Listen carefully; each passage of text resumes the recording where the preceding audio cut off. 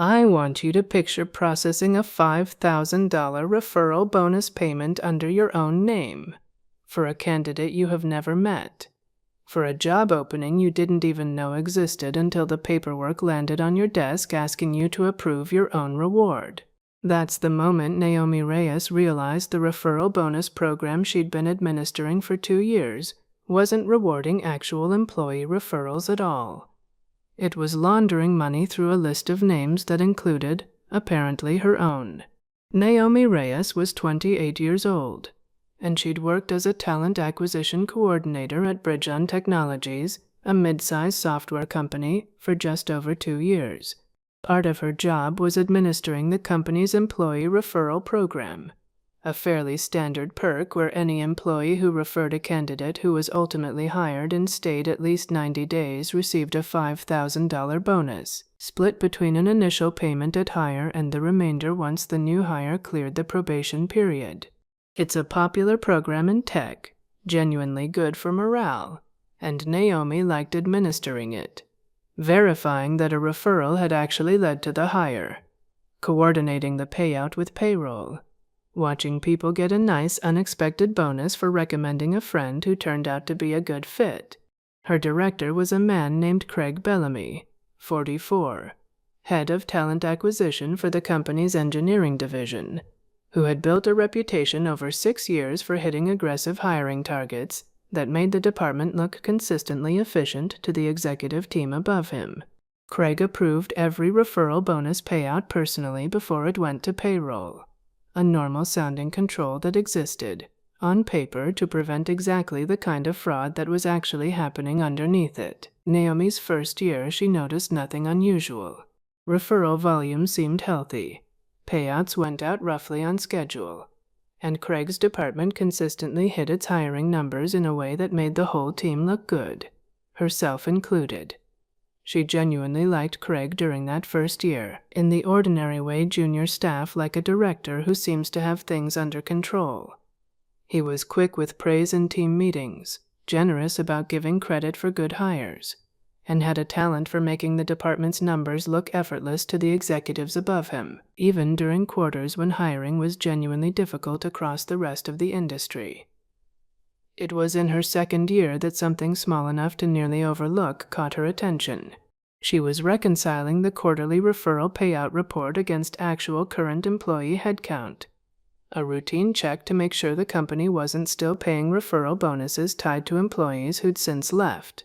One referring employee's name, a mid-level engineer who'd supposedly referred 3 separate successful hires over 18 months, didn't show up anywhere in the current employee directory. She assumed it was simply someone who'd left the company after making the referrals, which happens constantly and isn't itself suspicious. But out of the same habit that made her good at her job, she checked the departure date against the referral dates. All 3 referrals were logged as coming from this employee more than 4 months after his actual last day at the company, according to HR's own termination records. A departed employee cannot refer anyone for a job, obviously. Naomi flagged it as a data entry question, expecting a simple correction. Craig handled it personally. Good catch. That's a coding error on our end. The referral should have been attributed to whoever actually made the intro. I'll get it fixed. The correction came back within a day, reattributing the referral to a different currently employed staff member. Naomi let it go, filing it as exactly the kind of clerical mistake that happens in any system handling this much data. But the itch stayed with her, and a few weeks later, during an unrelated task, she noticed something odd about the different employee the referral had been reattributed to. A junior developer named the same first name as someone on Craig's own family social media, based on a photo she'd seen once at a company holiday party, where Craig had introduced his nephew, who was apparently starting a career in tech. She told herself she was probably reading too much into a common name and a vague memory, but it was enough to make her start quietly cross-referencing every referral bonus payout over the previous 2 years against 2 things: current employment status of the referring employee at the time of the referral, and public professional profiles for a sample of the referred candidates themselves, just to see whether they'd actually worked at Bridgeline for any meaningful length of time, or simply appeared on payroll briefly before disappearing. There was one afternoon, about a month into this quiet review, when Craig stopped by her desk while her cross-reference spreadsheet was open. "Getting ahead on the quarterly report?" he asked, glancing at her screen without much apparent interest. "Something like that," Naomi said, and minimized the window a moment after he walked away, aware of how close that had felt even though nothing in the moment had actually given her away. What she found, once she'd built the cross-reference properly, was a pattern involving a recurring, small circle of about 6 referring employees, whose names showed up disproportionately often compared to the rest of the 200-person department, several of whom, on closer inspection, either weren't employed at Bridgeline during the periods in question, or were employed in roles with essentially no plausible connection to the hires they'd supposedly referred. A marketing coordinator, for instance, credited with referring 3 separate back-end engineers, a connection that made little sense given how siloed the departments actually were day to day. She calculated the total carefully, the way she checked everything twice before trusting it, across roughly 2 years, 41 referral bonus payments tied to this small circle of names at $5,000 each, just over $200,000, and when she extended the same check a bit further back into records from before her own time in the role, pulling what historical data the system still retained, closer to $310,000 total, she still didn't have proof of where the money actually ended up once it left the referring employee's paycheck. Direct deposit destinations weren't something she had routine access to verify without raising exactly the kind of flag she wasn't ready to raise yet. But she found one more detail that made the pattern much harder to explain innocently.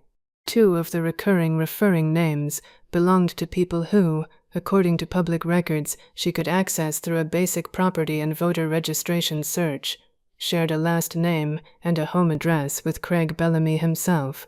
She sat with that for several days, turning over exactly how confident she actually was versus how confident she merely wanted to be.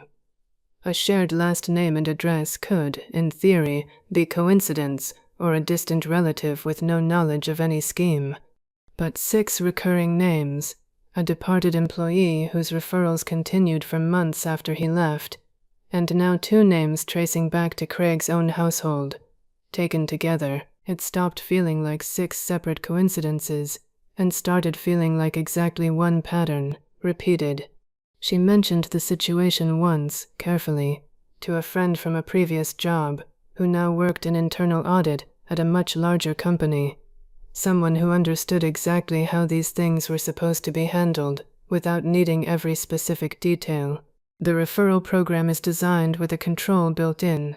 The director approves every payout personally, her friend pointed out. If the Frau D is happening through the exact person who's supposed to be the control, going to anyone below the person he reports to just puts you back in the same loop. You need to go over him, not around him.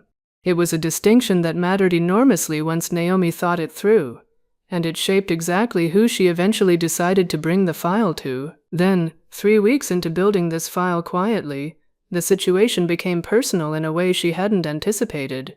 A routine batch of referral bonus approvals landed on her desk for processing, and one line item stopped her cold. A $5,000 referral bonus, attributed to Naomi Reyes herself, for a software engineer she had never met, referred for a role she hadn't even known was open until that exact moment. Someone had used her name and her employee ID to fabricate a referral she had no part in. She didn't process the payment. Instead, she finally understood, with complete clarity, that this had stopped being a quiet financial irregularity she could afford to keep investigating cautiously on her own timeline. Someone was actively using her identity in an act of fraud. And if she didn't act now, she could end up implicated in exactly the scheme she'd been trying to carefully document from a safe distance. She spent the next few days finishing the file properly, focused now, organizing everything into a clean timeline. The departed employee whose referrals continued for months after he left. The reattribution to Craig's own nephew. The recurring circle of 6 names. The 2 names sharing Craig's address. And now, the fabricated referral under her own name that had never happened. She requested an emergency meeting with the VP of Human Resources, a woman named Elaine Osei, sending one direct message: "I've identified a pattern of fabricated employee referrals, including one submitted under my own name without my knowledge, tied to significant improper bonus payments. I need to speak with you before I process any further approvals today." Elaine met with her within the hour. Naomi laid out the file in the order that mattered most given the urgency. Her own fabricated referral first, since it was undeniable and immediate. Then the broader pattern of 41 suspicious payments. Then the address connection to Craig, framed carefully. "I want to be clear about what I know versus what I'm inferring. I know someone submitted a referral under my name without my involvement. I know a recurring small group of names appears disproportionately in the payout history, some clearly ineligible. I can't prove where the bonus money goes after it's paid out. I think that needs to be someone else's job to determine." Elaine read through the timeline slowly, pausing longest on the entry with Naomi's own name attached to a candidate she'd never met. "You didn't process this payment." "I couldn't," Naomi said. "Not once I saw my own name on something I had no part in." "Good instinct," Elaine said. "That's exactly the kind of thing that would have made this very hard to unwind later if it had gone through quietly." Naomi's job at that moment was done. She had exactly the right person aware of exactly the right facts. Everything that came next belonged to people with more authority than she had. Elaine didn't wait. She looped in finance and the company's internal audit team that same afternoon, given the active fraud involving a current employee's identity. Within 2 days, the broader investigation confirmed what Naomi had carefully avoided asserting outright. Several of the recurring referring bank accounts used for direct deposit matched accounts also linked to Craig Bellamy, and the nephew whose name had appeared in the reattributed referral had never actually worked a single day at Bridgeline. The entire hire had been fabricated from the start, an empty employee record created and closed within a payroll cycle specifically to generate one qualifying referral bonus. The invest. Tigation also turned up something Naomi hadn't been positioned to find on her own. Several of the genuinely real candidates in the scheme, the ones who had actually been hired and had actually worked at the company, appeared to have been sourced through entirely normal recruiting channels, then quietly recoded in the system as employee referrals after the fact, crediting the bonus to one of Craig's small circle of names, rather than to whatever recruiter or job posting had actually found them.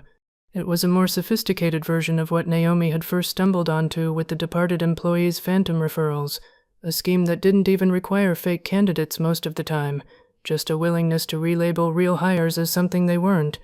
Auditors also confirmed something Naomi had suspected but never had grounds to state outright. At least 2 of the 6 recurring names belonged to actual people, distant relatives of Craig's, who had agreed, apparently for a cut of each payout, to let their names and bank details be used for referrals they had no real part in. It made the scheme harder to spot on the surface, since the names attached to a legitimate-looking bank account passed a basic identity check every time, and easier to unwind once investigators knew to ask the people themselves rather than just the paperwork. Craig Bellamy was placed on administrative leave within days of Elaine's initial meeting with Naomi. The leave became a termination within 2 weeks, followed by a referral to legal for pursuit of civil recovery of the full amount, given the clear pattern of fabricated records and improper use of an employee's identity without consent. Naomi was, if anything, treated with more seriousness than she expected for someone whose own name had briefly appeared, however involuntarily, inside the fraud itself. Elaine made a point of clarifying to the executive team exactly how the fabricated referral under Naomi's name had actually surfaced, through Naomi's own refusal to simply process a payment that didn't add up, even when doing so quietly would have been the easier path. She was given expanded authority over referral program integrity, including new verification steps requiring any referring employee's current employment status and any potential relationship to hiring managers to be checked automatically before a bonus could be approved, a safeguard that, notably, would have caught the entire scheme years earlier if it had existed from the start. Some weeks later, walking a new coordinator through the updated verification checklist, Naomi found herself explaining why the system now flagged shared last names and addresses between referring employees and hiring managers automatically. "Because a referral bonus program only works if the referral actually happened," she said. "For 2 years, ours mostly didn't, and it took someone actually looking at the names next to the money, instead of just the money itself, to notice." The new coordinator asked, reasonably, how she'd actually caught it, given how ordinary the payments had looked on paper the whole time. "I didn't catch the scheme," Naomi said. "Not directly. I caught one employee who'd left the company still somehow referring people. That's all it took to start looking, and once you're actually looking instead of assuming the paperwork means what it claims to mean, 6 more names show up faster than you'd expect. If you've ever found your own name attached to something you never actually did, sitting quietly in the middle of someone else's scheme, don't just quietly fix the paperwork and move on. Ask why it's there in the first place. Keep your file. Keep your receipts. Somebody's name is always the first thread worth pulling."